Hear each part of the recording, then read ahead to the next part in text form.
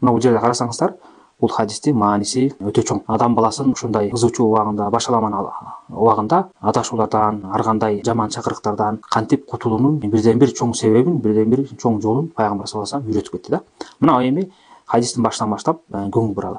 Мына бул жерде сахаба айтып атат, башында эле мен элдер пайгамбар саллаллаху алейхи вассаламдан ошо жакшылык жөнүндө сурашчу эле, мен болсо жамандык жөнүндө сурадым деп. Бул жамандыкты сураганда бул сахаба себебин айтып сурап атат. Көрдүңүздөрбү? Мен ошол жамандыкты сураганын себебим ошол нерсе менин башыма келип калбасын, келип калса кандай чаралар көрүшүм керек, кантип кутулушум керек деп ошондой максатта сурап атат. Мындайча айтканда, бул пайдалуу, өзү үчүн дагы, кийинки адамдар үчүн дагы пайдалуу суроону сурап атат.